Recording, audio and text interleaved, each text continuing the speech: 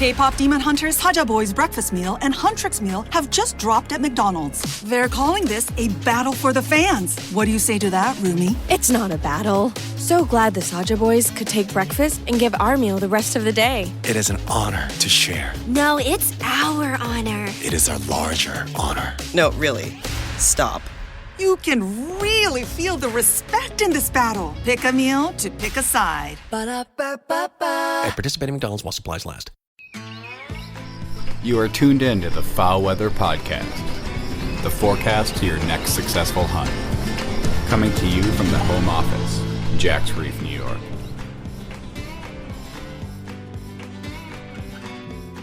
Mistakes are easy to make, but with lessons learned, Ryan DuLaney brings a wealth of information to the FowlWeather Podcast. What are the most common mistakes in waterfowl habitat management, and what are the easiest wins to get ducks in front of your blind? With diverse experience managing private lands, Ryan rejoins us to talk lower miss, water woes, yeah, it's been dry, failing farms under a crushing economy, mallard decline in the Delta, but most of all, we focus on growing season tips for duck hunting success. Get more out of the land for your coming season. Ryan, welcome back to the FowlWeather Podcast. Man, I am so glad to see you again and talk ducks, and thanks for having me. Yeah, we both get really, really busy, and honestly, like if you got us on the phone at any one time, I think we just sit down for like 2 hours and jaw habitat and ducks and such. But you've been a regular feature on the podcast because you kind of reached out to us early on. We met at the Duck Symposium in, where were we for that? Portland, Oregon. Oof, yeah, that was a rough one. Portland's a fun, interesting city, but anyhow, we also linked up through your company, Wildlife Strategies, but you've been moving and shaking, and what new adventures are you up to these days, Ryan? Yeah, so obviously coming off a challenging duck season, which we'll hint on today at some point, but transitioning into a little bit of a new role with the conservation organization and learning the ropes there and trying to make impact in my little neck of the woods and finding opportunities to stay involved in conservation and hopefully make this duck hunting thing better for all of us. Yeah, I love it. So you are with Theodore Roosevelt Conservation Partnership now, right?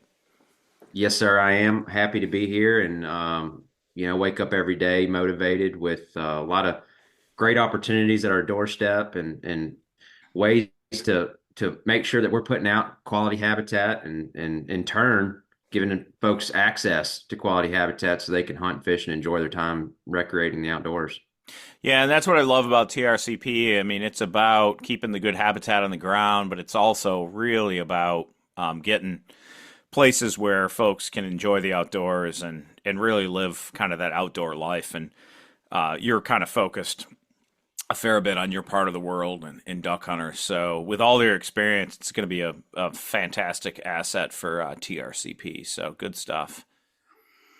But let's jump right into some weather conditions. We are the FowlWeather Podcast after all. Y'all look like a kind of classic La Nina coming out of this winter. But I mean, we're going to probably put up some graphics on social media, but it still looks really dry in your part of the world and kind of the mid-south and southeast U.S. Is that right? Is that what's going on?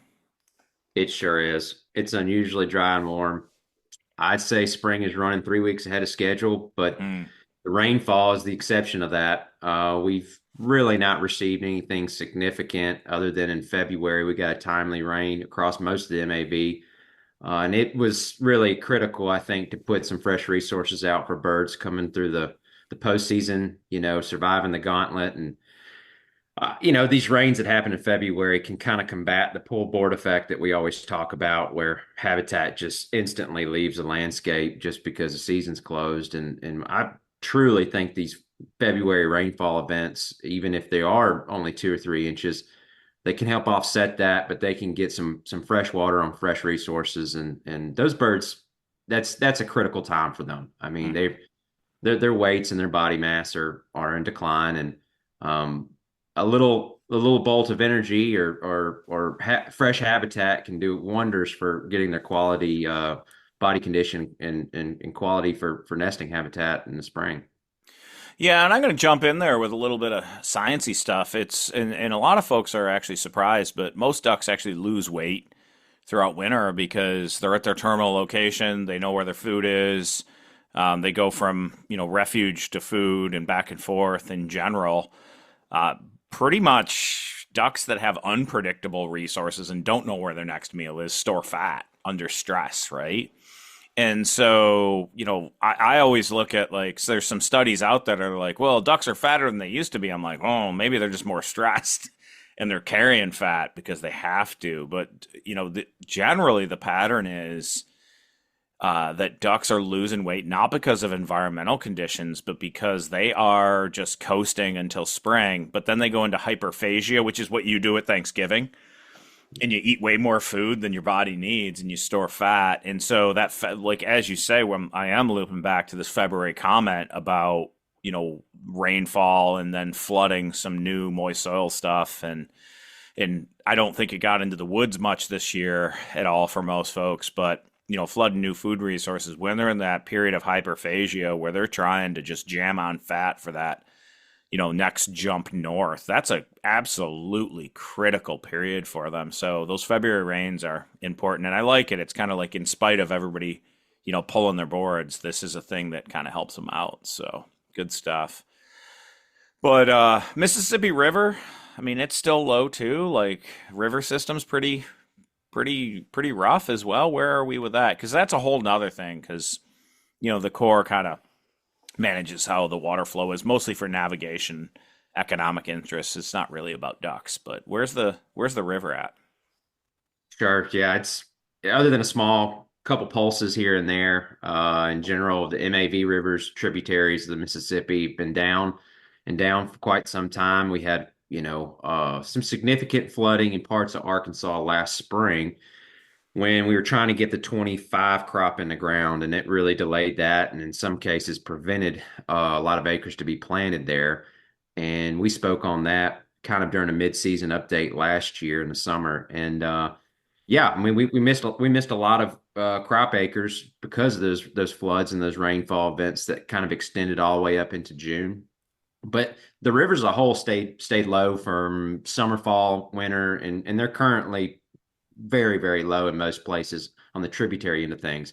Again, that Mississippi, it's got a mind of its own, and it pulses up and down. But, thankfully, we've been able to manage that river for the interstate commerce, and we can get our crops up and down it. But that's not to say that we haven't had challenges over the last 3 years during harvest, potentially having stalled out barges and or one-way traffic because river levels have been so low. And the Corps is active, in managing that and doing dredging projects to target those issues and those pinch points. Yeah, and that's a tough one because we run into, as you said, it's even sometimes too low just to move, grain that people produced on ground, right? I don't know that that's a thing a lot of folks are accustomed to, right? Is the river, it's the river, and we could just run barges up and down it. But it hits a point that it's hard to even move commodities sometimes, right? It is, and that's a piece of this puzzle that I'm sure we'll allude to today. Just on the economic stress of the farming economy in the Mid-South, it may be specifically, all those conditions are downward pressure. And create lasting effects. And we need water in our water systems, but we also need some connectivity and some ability for when we do get these big floods for them to meander and spread and put that water out on the landscape and then recede naturally. And so it's a fine balance that we're having to walk, especially with my new role at TRCP, working with the Corps of Engineers and trying to come up with modeling and planning and studies that can better help us understand how this river needs to function for everyone. Yeah, and that's a fantastic comment because I live right next to the Erie Canal, which is just touted as this thing that created progress in the Northeast, right? But it also drained all our swamps. And now we're trying to work with folks and figure out, like, how can we do both these things? How can we use this for navigation, but how can it also provide fish and wildlife habitat, which is so vital to our rural communities? I do want to jump back on something you said though. So like there was like this real late wet that happened and kind of flooded up into some fields and stuff, because a lot of the duck clubs and such are on, lower ground in general. So how do you recover from that? Does it just go into moist soil? Like what's the game after you get screwed by the, too much wet in the spring?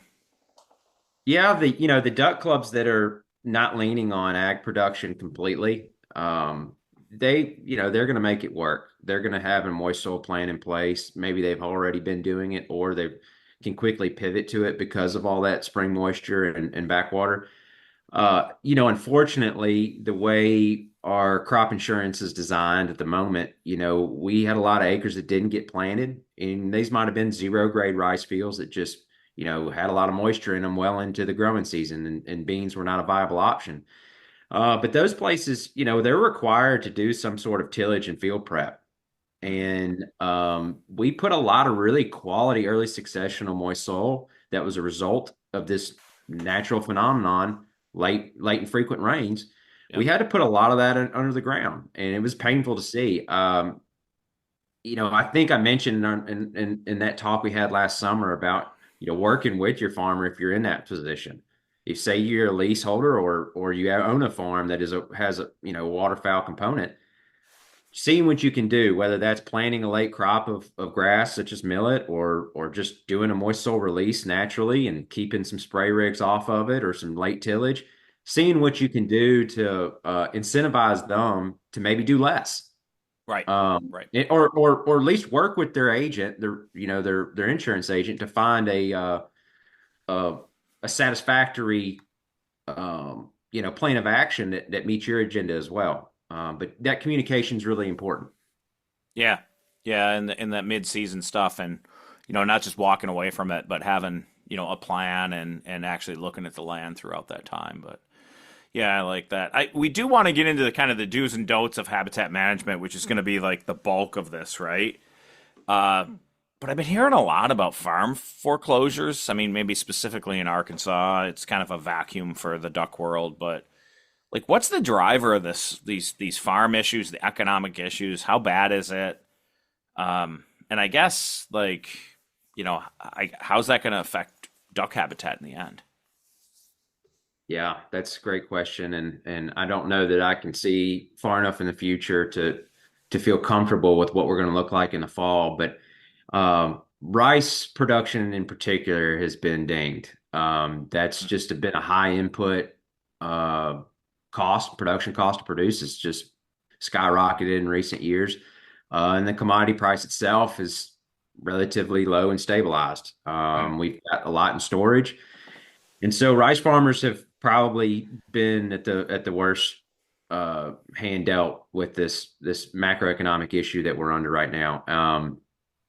And that might have driven some of the PP last year, is just, with late planting and rice prices being low and already under financial duress, it doesn't make sense to kill yourself to put a crop in. But looking forward, I am concerned. We're losing some farms for sure. Not necessarily foreclosure, but just forced retirement. Right. A lot of equipment's been sold. Some stuff's starting to change hands. I think the biggest threat to waterfowl is that we're looking, and I'm hearing a lot of different numbers here, but potentially, worst case scenario, 50% reduction in rice acres this year. Wow. And we've been hanging out at 1.4 million acres in the state of Arkansas specifically.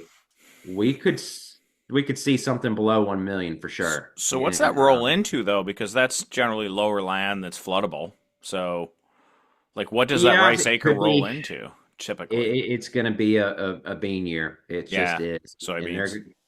There's enough soybean technology and varieties to kind of find that sweet spot and planting date with soil moisture. And we're getting jammed up by like Brazil and others with just flooding the market to the, to China and others as well. So our, beans might not even be a great backup at this point, it seems like. So I'm just, they're not. I'm not They're painting a not. pretty picture, and I don't think you are either. And I think it's just the reality, Ryan. Like, it's just not good. It depends on who you are and what kind of land your farm sits on and all that. But I'm not trying to be like doom and gloom on this one, but it doesn't look great in general. No, it doesn't. It doesn't. And beans are the lesser of two evils right now in terms of production cost and returns and income potential. They're not a high earner. They never have been in our area. And from a duck perspective, rice was already not providing us a whole lot for waste grain. I'm afraid beans provide almost little to nothing. And so that conversion for this year, probably not a recipe for success for good duck habitat on the landscape. I will say that there's additional issues as it relates to this farm economy and landowners' ability to manage. Is the big thing is guys are minimizing costs across the farm. It's right. So waterfowl management is not on the top of their list, and if they've got to manage input cost and the activities that are going on farm, I think that's potentially going to get cut. And guys that have leases, you need to be paying attention to that stuff. You don't be surprised if your lease doesn't look as good as it has in the past, doesn't have as much water as it's had in the past, etc. And if we get these dry years, you really are talking about minimal habitat out there. I mean, there's not a lot of surface water when you don't have incentives for farmers to put that out there, and there's additional cost or investment into doing that. So not to be too dark there, but we're under some challenges right now. This episode is brought to you by Indeed. Stop waiting around for the perfect candidate. Instead, use Indeed sponsored jobs to find the right people with the right skills fast. It's a simple way to make sure your listing is the first candidates see. According to Indeed data, sponsored jobs have 4 times more applicants than non-sponsored jobs. So go build your dream team today with Indeed. Get a $75 sponsored job credit at Indeed.com/podcast. Terms and conditions apply. Yeah, and that water footprint in, the MAV seems to be declining. It's, Mississippi's seen a really substantial decline in that state of Mississippi. And it sounds like Arkansas is headed that way, as well. And some of this, I think, that hits farmers too is it's the thing that we kind of keep our finger on the pulse of it. It really seems like weather is becoming more variable. Like you get these really wet, really dry conditions. You get real cold winters, real warm winters, and I feel like this year was like a nice tweener winter for like the first time we've had it in a while. At least where I was. When you go way west, those folks got hammered with really, really warm stuff. And it's always hard because you kind of feel like whatever you're experiencing is what everybody else is. But we had a real winter in kind of Jack's Reef country up here, and it was nice. I really enjoyed it. Did a lot of, winter activities, ice fishing and winter sports, and probably plowed the driveway more than I wanted to. But do you have some sense of maybe frustration from folks, I'd say farmers and hunters, of weather patterns for kind of being able to create duck habitat and kind of make good habitat each year in general, and then maybe even about getting ducks south? I guess I'm just asking is your sense that the weather has become more variable overall? For sure it has. And I will say, I think ducks came south this year. I think there's some proof of that. Maybe not necessarily here the entirety of the wintering period like we'd hope, but there were some good pulses and there were some concentrations entered. We didn't really have a whole lot of options for them when they got here, and that obviously equates to some short-lived success. But to answer your question, hunter frustration seems higher every year, and those voices get louder every year. And I'm not going to say that hunting isn't getting more difficult every year. I think it probably is. But I'll say also, I don't hear as much frustration from the landowners I work with, but they're very good at adapting. And they find success by implementing management that is dynamic like their environments that they own. And when things don't go well, they learn, and in many cases document, and then they get back on the saddle and figure it out. And with water at a premium recently, the landowners that have invested in water control, have been insulated. And that doesn't come cheap or easy, but they've seen returns from those investments. And I would just say that the guys that are nimble with their approach, have a plan, document it, and then retool for the following year, they're finding success regardless of kind of what winters are throwing at us, and regardless of what growing seasons are throwing at us. They have a plan with contingencies. Yeah. Yeah. Now let's just go at like the ducks getting south thing, right? We got to know. I don't even want to talk about this right now because it's going to blow up next year, man. We probably are going to have a reasonable duck crop, right? Like there's better water than what we've had in the past few years. I think the May ponds are going to go up a little bit, but nothing substantial. So we're sending ducks back. It's going to be fine. Ducks exist, despite what some people think. But it looks like they're calling it a Godzilla El Nino. They've come up with a whole new term about it. But it's like beyond a super El Nino, and it's starting like late summer into early fall. And it might just be like, I mean, I don't mind it where I live because we get snow, then freeze thaw. We're in like the lake effect snow region of the Great Lakes where we live. So we get these snows, then melts, then things flood, and then all of a sudden, like, ducks are everywhere, and guys just don't know how to find them, right? Like, I all know all the nooks and crannies that flood, and so I have all these, like, cool experiences, but it is going to suck for people in the South.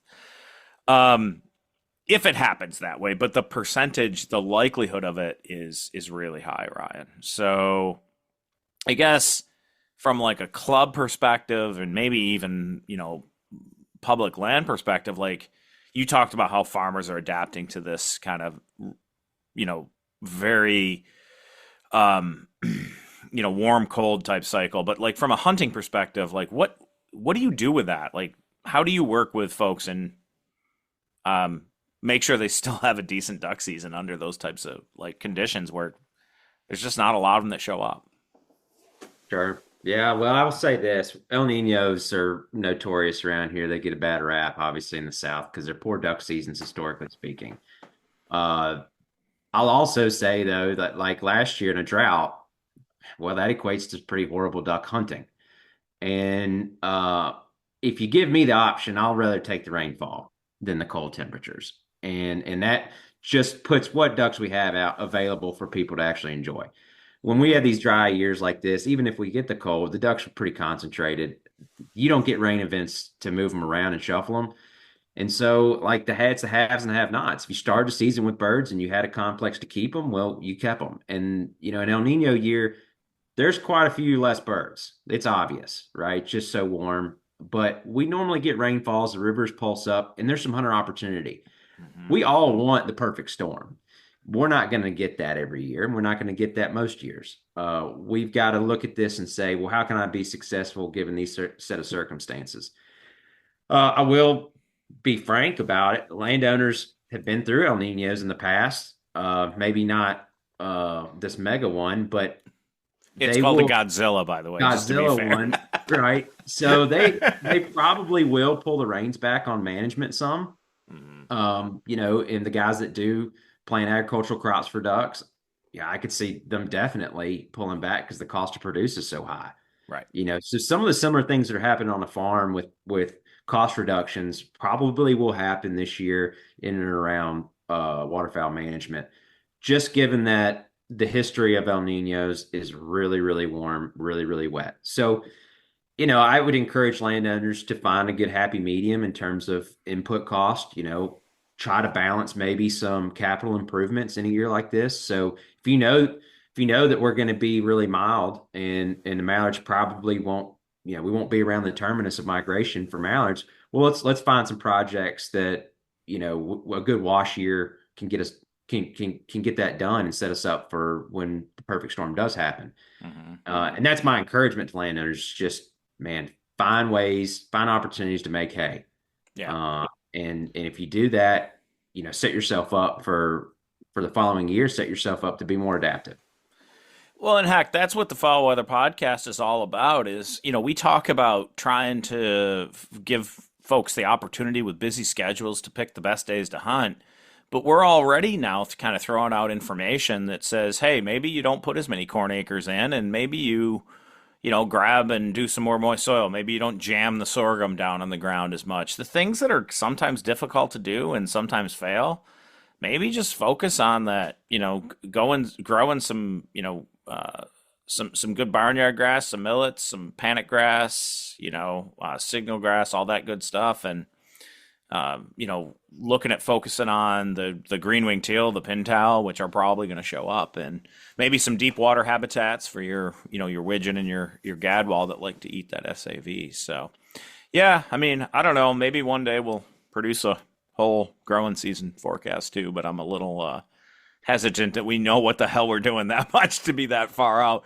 But some of these things are slam dunks. And the thing too is, like, we're going from a La Nina to an El Nino. We do have neutral years, and those actually tend to be complete wild cards, but they also kind of throw like the best winters we've ever had for like deep cold into the south. So, look out for those neutral years in the future as being a good thing. But Ryan, we'll switch gears here a little bit. You recently did an interview about mallard decline in the Mississippi Delta.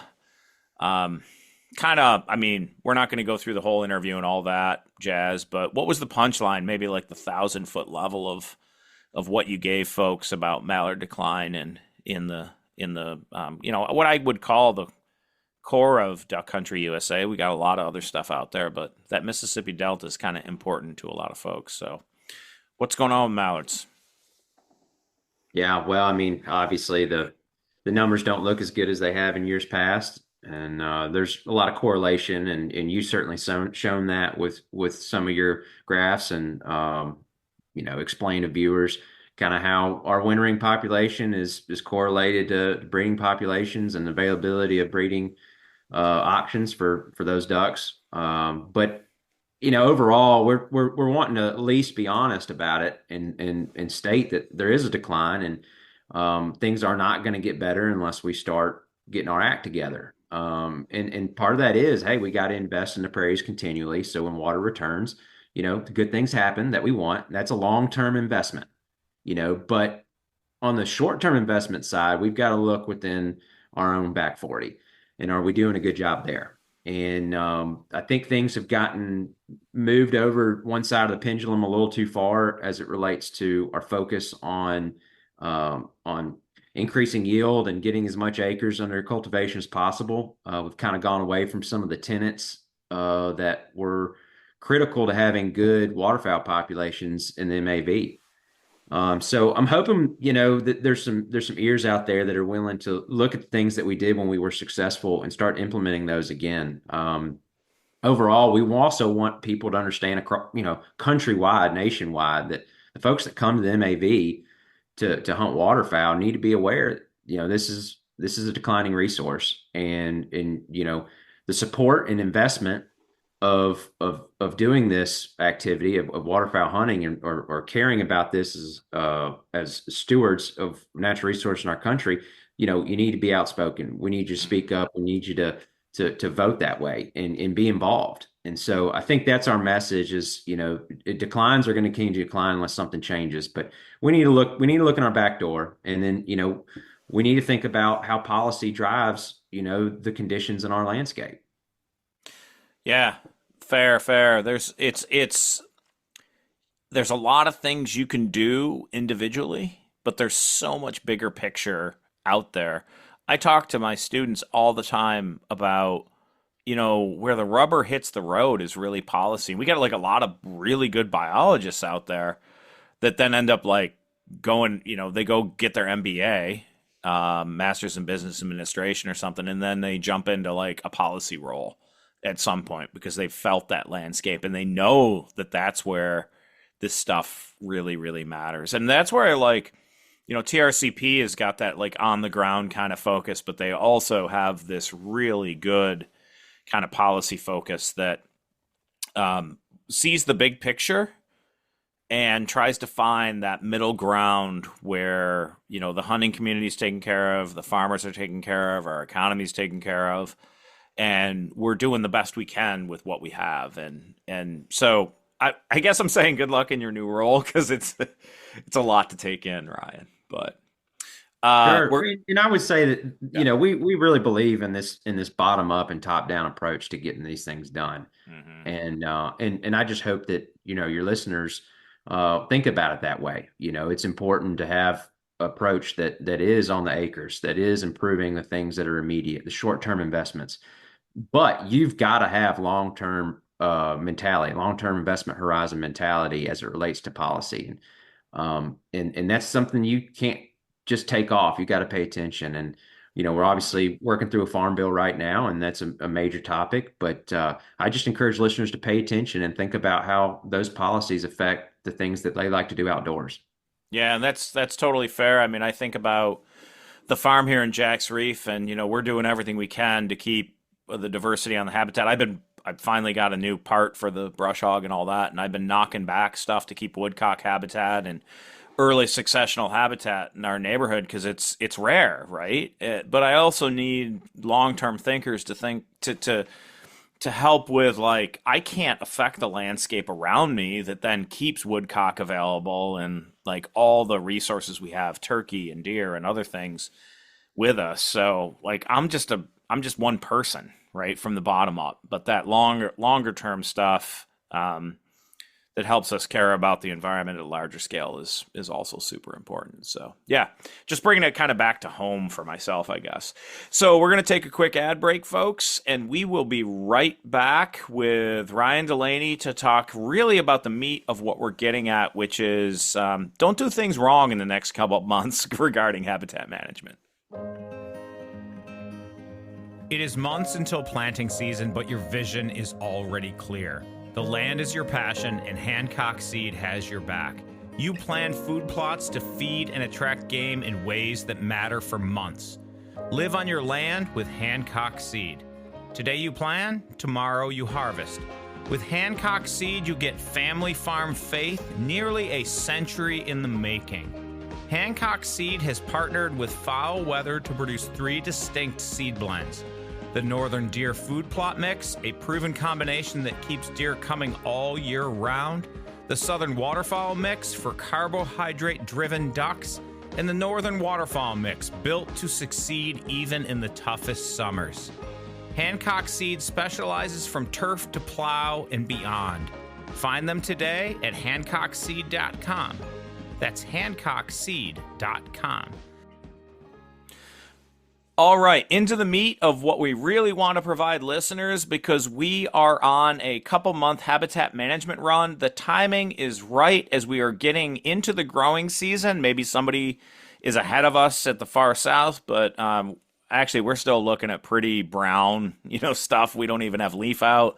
I know we vary across our range for sure. Folks have turkey seasons going, and I'm looking forward to it. I have not heard my first gobbling turkey yet, but I'm going out every morning and trying to listen to find them. But Ryan, let's start with the bad news. I guess we'll call it bad news. In your experience, what is the biggest mistake you see people make when trying to manage for, non-breeding duck habitat, duck season habitat? And let's be clear, like what we mean is it's a place to attract and hunt and shoot ducks, right? Like what's the biggest mistake in that? Yeah, well, that's how I look at it as well, right? My definition of waterfowl management, best way I can describe it is attract, shoot, retrieve, and retain waterfowl. And those are the pillars of waterfowl management in the South, from my perspective and what I care about doing.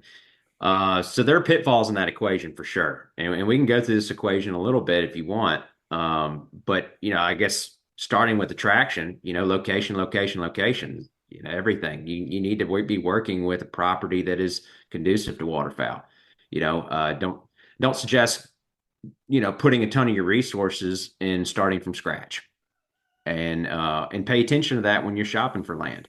Get the bones right. Another thing in terms of like really in-depth management, obviously food resources are critical, and critical needs for waterfowl are something that you want to pay attention to.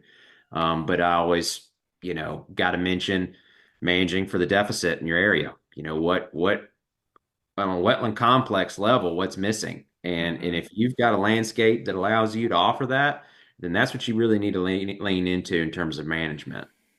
And not getting sidetracked with what your neighbor's doing and you think is working well for them, but think of it and say, hey, I can do some of that, but what are they doing poorly that I maybe can take advantage of? And that just comes back to that theory of wetland complexes and how that drives distributions and eventually good hunting success.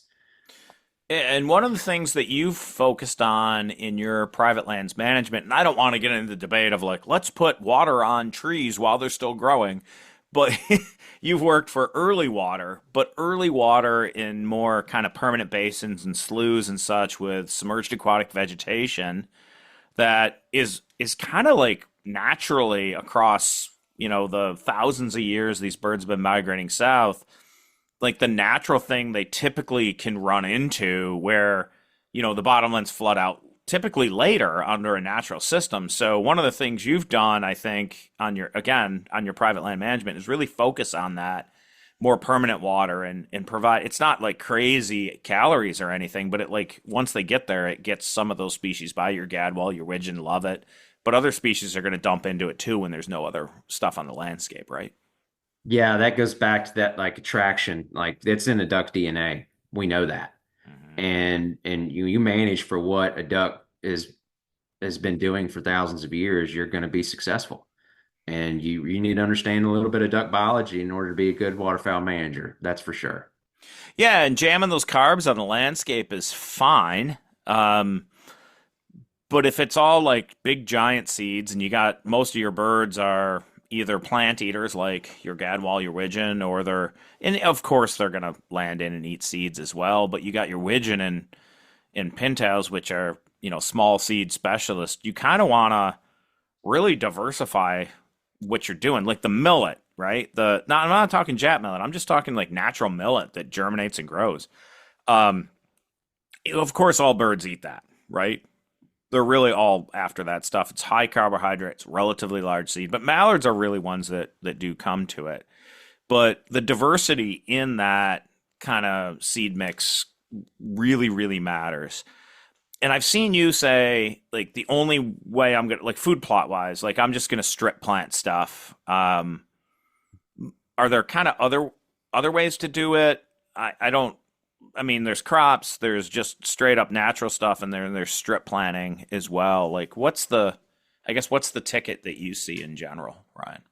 Yeah, so I guess back to my equation a little bit, other tenants there shoot and retrieve. And so, when I'm managing these locations, I'm trying to make sure that my blind and my timing of hunting is, associated with the right time of year and those biological needs for ducks. So, I might be hunting over just submerged aquatic or permanent water early in the season, and then have that as an option for later in the season. I might have those millets and those highly beneficial moist soil grasses. I might have that for the middle of the season where food resources are kind of on their mind. As far as like how we design a property or an impoundment and put those in the corners, it's going to be pretty site specific. And then we're going to create a hunting strategy in and around what those sites do best. And then, that leans into water management and everything else in terms of how you move water across a property to give you better success. We want to put these ducks where we can hunt them. We want to put them in locations that we have the upper hand, such as ambush points. Our blinds, another pitfall is our blinds need to be well brushed with the material that gives it the best camouflage and blends the best. Right. That is a huge pitfall I see is, hey, we're brushing a blind, but this does not fit the location or the habitat type, or, we're just not brushing enough. I firmly believe, when you hunt a blind, you need to hunt that morning, and you need to work before the hunt and after the hunt, getting your hide right. It doesn't really matter what we put on the ground. If we have strips of corn and millet, and we could offer a whole buffet, but if our hides aren't good, we're not going to keep ducks on property because they're not going to feel comfortable, and we're not going to be able to shoot them well. And the retrieve factor is that too. You gotta hunt where you can pick up ducks. And I've gone with landowners on hunts, and they've taken us to cornfields that were really hard to decoy ducks, into range in a close range, and B, pick them up. Dogs struggle. But there's a lot of things in that retrieve portion that I would consider essential, and that is, getting the dog work in and out of the blind. Make sure you're doing some retrieves with the dog. That dog is a critical part of your management. And I love that. I didn't see that coming from you, and I think about that a lot. I mean, my wife and I hunt together quite a bit. My buddies are always like, "Why don't we ever hunt together?" I'm like, "Well, my wife wants to go most of the time," and then honestly, me and the dog, like, I'm not a group hunter. And so I need I live this stuff 365 days a year, right?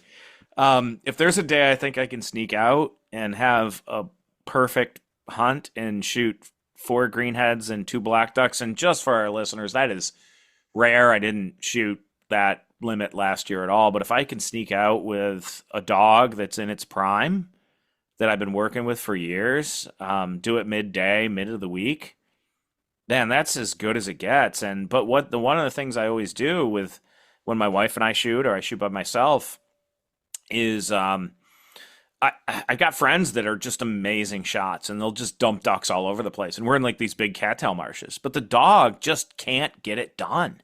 Like, it's just brutal to get in and get out of that stuff. They're slogging through it. They're not swimming. It's like veg, and it's, their feet are barely touching. It's brutal. And so the setup, I think that's one that I think a lot of people miss, Ryan. The setup for the dog is super important, because you want that to be a quality hunt where you retrieve all your birds. And, we care about our dogs like family, and you don't want to crush them and put them in spots that they don't want to be. So 100%. Hey, we're going to take another quick ad break, and we will be right back with Ryan. He's going to give us a 3-bullet list of the easiest ways to win in your duck marsh management. My friends across duck country, time to step up your calling with Beckman Game Calls. These beauties sound like a duck. Just have a listen. First, a real hen mallard, and then the Edison in the flooded timber of Arkansas.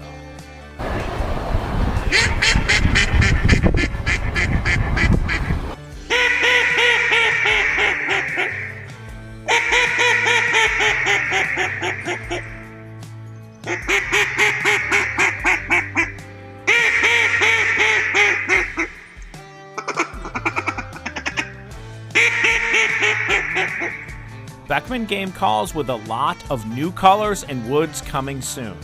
Both the Edison and the Groundbreaker calls are adjustable to your air pressure, and the Groundbreaker is the first adjustable cut down on the market. Check out Beckman Game Calls today at beckmangamecalls.com. All right, and we are back. Now on to the easiest wins to attract ducks to your property. Ryan, give us that 3-bullet list of the easy wins to make it all better. 3 is going to be tough for sure, right? A lot of ways to skin this cat. I would say most important from my perspective is be consistent. Don't take years off. And we kind of hinted on that earlier. But also invest in imprinting ducks. And that is a consistency play, really. Create low maintenance systems. And we talk about moist soil a lot because it is so flexible and forgiving. And that's critical to consistency. When you're not going to get predictable conditions, you've still got to have a predictable habitat result to be consistent for birds when they show up. And that's how they imprint, is when they show up to a place, they find what they need. I mentioned the other one, I think, is do what others around you don't do well. Find that deficit and emphasize that in your management. Find opportunities to fill needs in the complex around you. Sometimes work with neighbors when possible. Hey, we don't, I mentioned the site specific, how I put crop or moist soil across a property. It's site specific. Does the water act right in that particular area for that game plan? Is that crop suitable to that soil type? Do I have irrigation capabilities? That's important stuff. But if you can't do it all, then you need to work with your neighbors and your complex and find what you can be the most consistent doing that maybe they can't. The last I would say is take notes, use your phone, let technology help you make management decisions. We got forecasts coming from foul weather on a weekly basis during the hunting season. We have GIS, we have drones now. Create an approach to hunting your property that reduces impact while maintaining that opportunity. And, if possible, have the best hides, the quietest approach, shoot them close and quiet.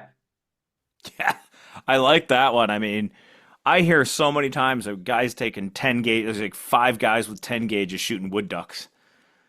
That happens here, right? But I've also seen clubs on like Lake St. Clair that only shoot over-unders and they limit themselves to 15 shells because they know that pressure is their enemy for the most part on those small marshes.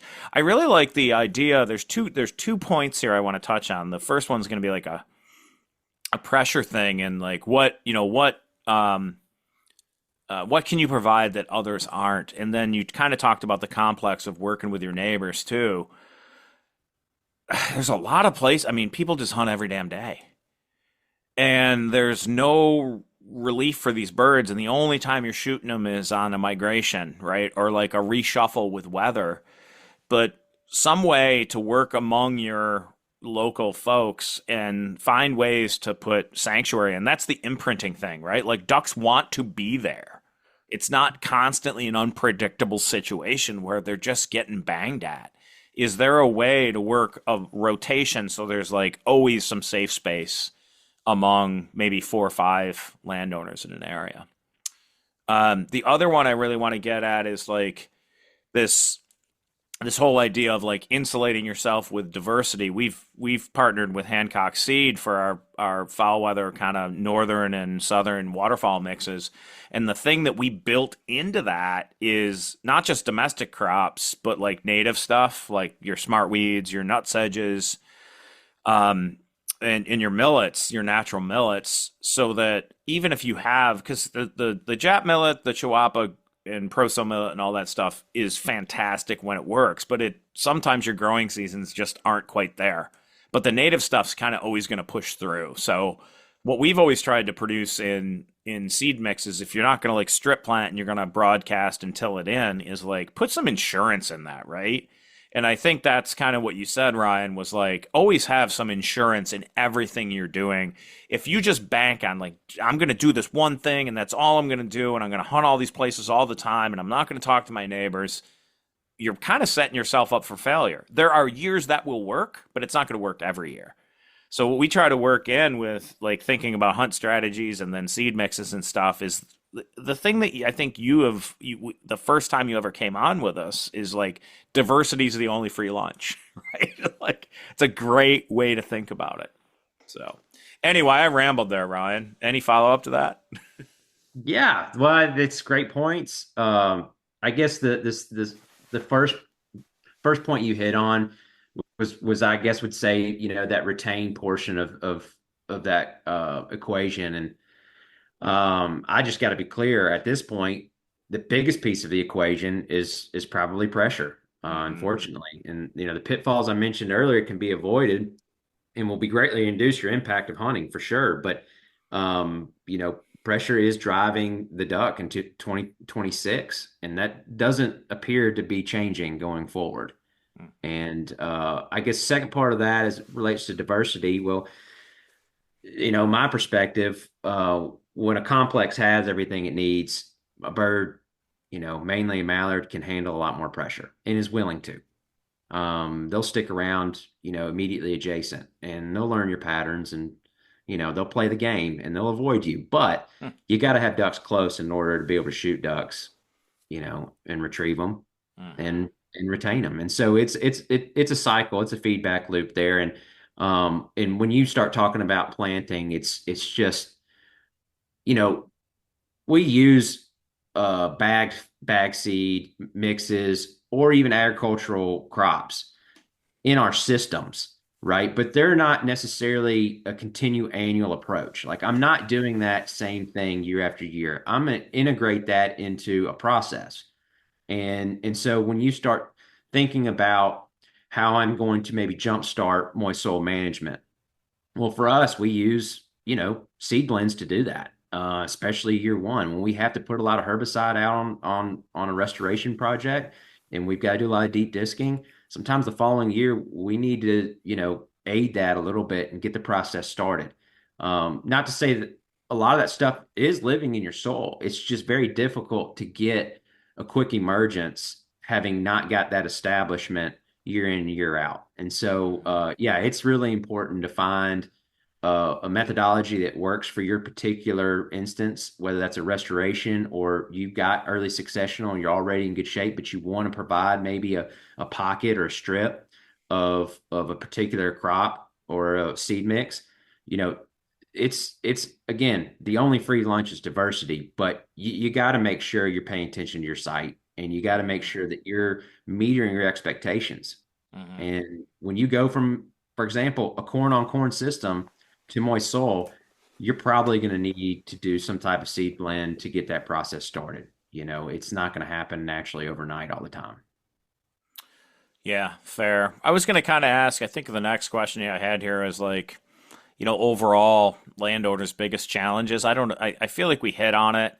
The things, are there things that are like the biggest challenges though for landowners that maybe they're worth the risk if they pay off? Is there something out there that would be like a huge win for a successful duck season, or is there just no panacea, no silver bullet to get it done? I truly believe the silver bullet's infrastructure. You've got to have the bones to be able to manage duck property. And so for me, it's, investing in water systems from drainage to depth control to underground irrigation. That expense is always climbing. So there is more risk there. You can spend a lot of money on those items and your duck hunting might not necessarily improve immediately. Mm-hmm. Ideally, it's going to provide you a better hedge and some more consistency. And that's, again, we've emphasized that today. I guess the biggest risk, though, with any of this stuff is taking on some of these expensive tasks without some good technical guidance. And, at TRCP, we work with these organizations, Ducks Unlimited, Wildlife Mississippi, NRCS. We work to find funding for this technical guidance roles. And so, that's available. I urge landowners that are taking on any costly infrastructure improvements to seek out that assistance. And a lot of times they can find cost share programming to get you that water management system and do it at a hopefully a discounted rate for you. And that takes that risk down tremendously. Yeah, if you're not dumping all your dollars into it and you've got financial and technical assistance that gets you from point A to point B in a better, you know what you want. Now you just need to kind of get in line with the folks that know how to get you there and then might be able to help you financially as well through cost share type stuff. That's awesome. I love it. So then this is a great lead into what's your role, here today with TRCP. Just give our listeners a bit of kind of what you're charged with and maybe how they can reach you if they have questions. Absolutely. Well, I must say I'm really lucky to still get to work in the duck space. Although I'm trading, duck holes for duck policy in many ways. We have a great organization though that works for hunters and anglers nationally. And I think we hit it on that and just our top down and bottom up approach.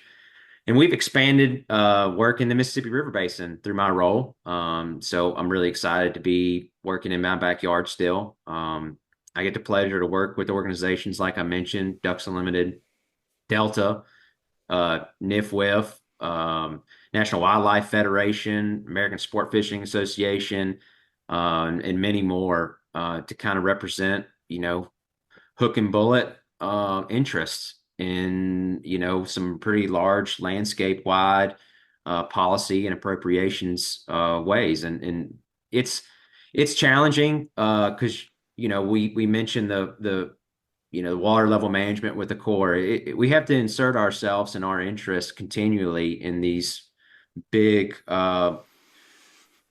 cumbersome government policy and government appropriation bills, and that's what we do. And some of the stuff that we're working on, at home that people can relate to is, the work that we do results in reforestation programs, putting more bottomland hardwoods or better management on bottomland hardwoods. We're looking at doing some stuff on better management of rice fields. And we've talked about the need and the correlation between rice agriculture and the mallard duck, and those two things go hand in hand. But we've got to implement practices that benefit both rice farmers and waterfowl that rely on it. And then obviously, with our current environment, our current political environment, we are advocating to secure funding for our state and federal agencies, and I think. You've had guests recently hint to that and the need for infrastructure improvements, deferred maintenance, and that's obviously on our radar. And certainly in the MAV, we are migratory bird refuges. Let's not forget about that. So that's a heavy emphasis day to day for me. Yeah, and you guys are, I mean, what I like about it and why the Foul Weather Podcast aligned with TRCP was, the largest I don't know the exact wording, I'm going to get it wrong probably here, but it's like the largest coalition of like outdoors and sportsman organizations that you guys kind of work with in totality and do a lot of like, in a world where we don't reach across the aisle and work together, like finding ways to get stuff done in DC that just stagnates, right?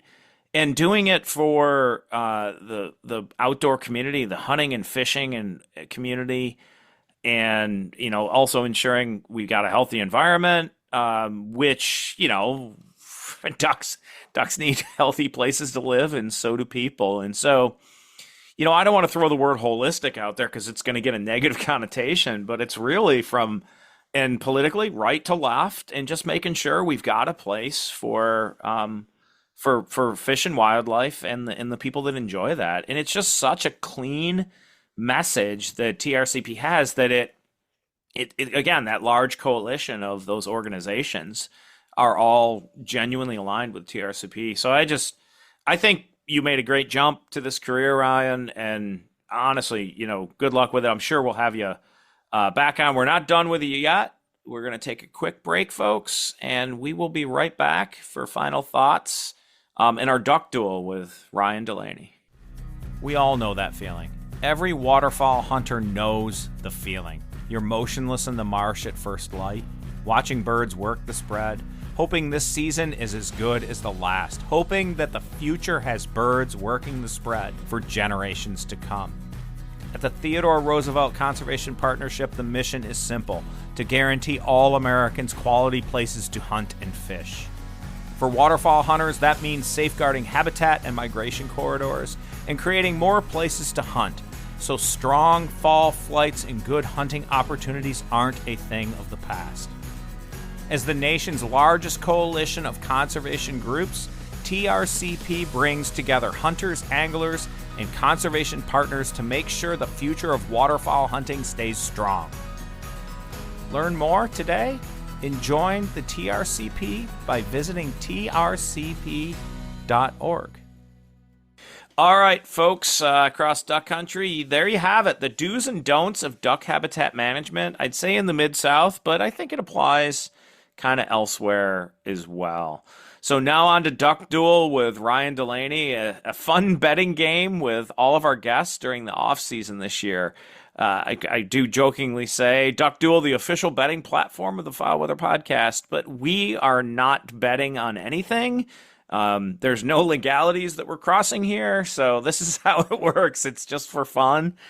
We do the over-under, so I'll give you, Ryan a question with a number. It might be harvest number, sex ratios of harvest, maybe a BPOP estimate, something about Mayponds. And Ryan, you're going to tell me if you think that number will come in over or under the number we provided. So we're working with what's coming for the breeding season coming up, and then what happened with the last harvest season. So, all right, all you have to do is do the over-under. So Arkansas mallard, and you're going to probably hear me type, and I got to record your stuff here too. Arkansas mallard harvest for last season, 25-26. The over-under is 500,000 mallards. It's going to be under by only 10,000. I'm going to put by 10,000 next to it, and I'll make notes to see how close you are. I like that. Are you going to give me numbers for everything? No. Total duck population in the traditional survey area, so that's like mid-continent stuff, for this coming season, 32 million. Slightly over. Ooh, slightly. I like it. A little mix of pessimism and optimism so far. Mallard population. Oh, so I'm going off map for you. Mallard population in the Eastern Survey area, estimated abundance 1 million. Below. Ooh, under. I don't like the sound of that for my own hunting next fall. Louisiana duck harvest for 25-26. Total duck harvest, 1.3 million, and I think that was last year's harvest number for Louisiana. It's above. Over, yeah. Why do you think that is? What's your sense? I don't have any data to prove that. I just have the social media and anecdotal reports to show that guys shot a few more ducks and had a few more duck gumbos than the average year. So I'm hoping there's a lot of ducks in that gumbo. Yeah, I love that. I felt there was a lot of complaining coming out of Louisiana this year, but the kind of the dry, like Missouri, Arkansas, Mississippi, like I think a lot of birds just overflew and went to those, coastal wetlands in general in Louisiana. So yeah, I mean, I don't think it's a mallard thing too much, but we'll see. Our next question is about that. Louisiana total mallard harvest for last season, 70,000. Yeah, it's definitely above. Ooh, over. I like it. I don't know if I just used last year's number. It might have been 50,000 last year, so over might be aggressive, but I do feel like they got there more so. I've heard that as well. Here's an interesting one. Immature versus adult mallard age ratios in the harvest for South Carolina. The over-under is 2 immatures per adult. Don't even know where to have a stance on this one. It's so complicated. Have you ever looked at those numbers or not? I'm guessing you have. I have with you in terms of your absent in our discussions, but I will say that I've probably been wrong on the rest of these. So I'm just going to throw out that there's going to be more immature, and that doesn't necessarily work well with my Eastern Survey area prediction, but we can hedge. Well, it's a weird one, and I've brought it up the last 3 times. People might be getting tired of it, but South Carolina releases a lot of mallards, and they're all first-year immatures, so they have this wonky, like way high immature to adult ratio most of the time.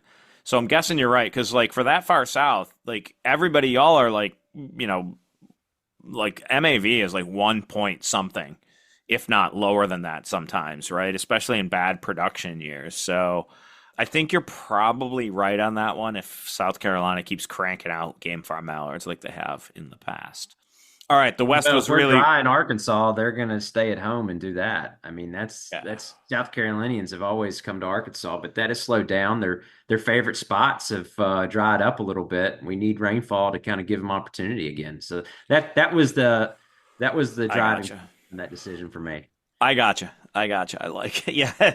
Folks from Alabama east kind of travel to. I ran into kids in Florida and Mississippi when I was hunting there. They had got permission on catfish ponds, and we shot a bunch of shovelers. That was back in my Southeast Missouri days when I went there and lived in the boot heel. I went down hunting a few times at Delta National Forest in the green trees and such. But yeah, anyhow.